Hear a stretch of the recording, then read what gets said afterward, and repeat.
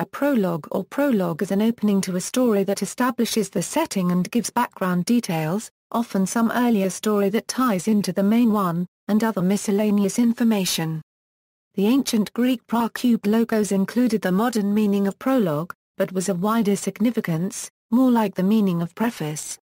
The importance, therefore, of the prologue in Greek drama was very great. It sometimes almost took the place of a romance, to which, or to an episode in which, the play itself succeeded. It is believed that the prologue in this form was practically the invention of Euripides, and with him, as has been said, it takes the place of an explanatory first act.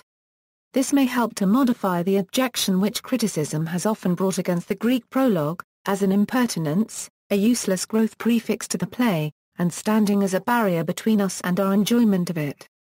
The point precisely is that, to an Athenian audience, it was useful and pertinent, as supplying just what they needed to make the succeeding scenes intelligible. But it is difficult to accept the view that Euripides invented the plan of producing a god out of a machine to justify the action of deity upon man, because it is plain that he himself disliked this interference of the supernatural and did not believe in it. He seems, in such a typical prologue as that to the Hippolytus, to be accepting a conventional formula, and employing it, almost perversely, as a medium for his ironic rationalismo. Latin.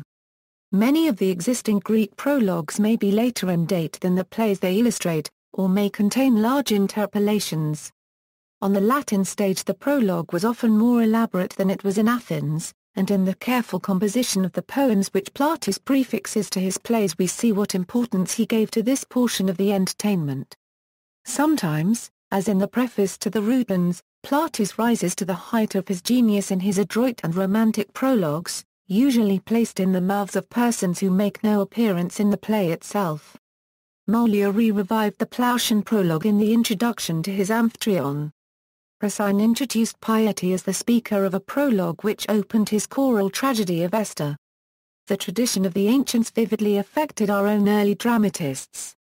Not only were the mystery plays and miracles of the Middle Ages begun by a homily, but when the drama in its modern sense was inaugurated in the reign of Elizabeth, the prologue came with it, directly adapted from the practice of Euripides and Terence. Sackville, Lord Buckhurst, prepared a sort of prologue in dumb show for his Gorboduc of 1562. And he also wrote a famous induction, which is, practically, a prologue, to a miscellany of short romantic epics by diverse hands. Elizabethan, though less prevalent in the Elizabethan than in the classical or Restoration periods, prologues of Renaissance plays are an interesting composite of styles and forms. As a direct audience from one actor to the assembled audience, the functions of the prologue were to quieten and appease the audience, introduce the themes and particulars of the play they are about to hear, and beg their indulgence for any imperfections in the writing and/or performance. Bruster and Wieman further argue that the prologue of the early modern period serves as a liminal entity.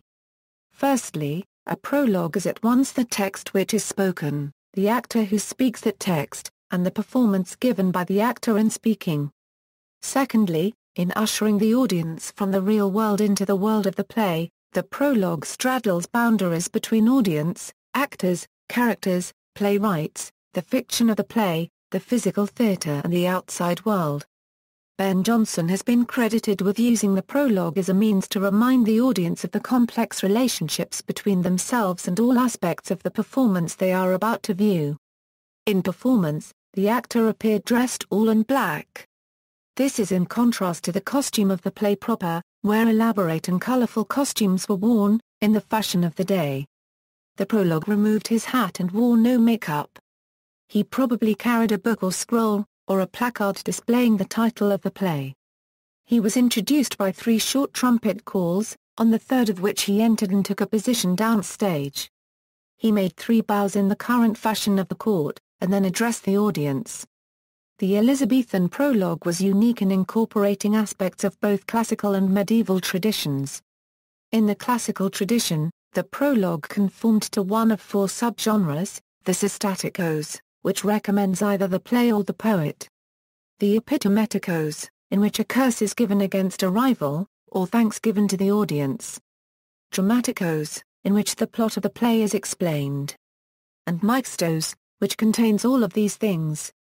In the medieval tradition, expressions of morality and modesty are seen, as well as a meta-theatrical self-consciousness, and an unabashed awareness of the financial contract engaged upon by paid actors and playwrights, and a paying audience. Use in fiction. Prologues have long been used in non-dramatic fiction, since at least the time of Chaucer's Canterbury Tales, although Chaucer had prologues to many of the tales, rather than one at the front of the book. See also, epigraph, epilogue, prolegomena, preface, introduction, foreword.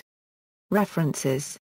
Attribution. This article incorporates text from a publication now in the public domain. Chisholm, Hugh, ed. Prologue. Encyclopædia Britannica. Cambridge University Press. External links. The dictionary definition of prologue at Wiktionary.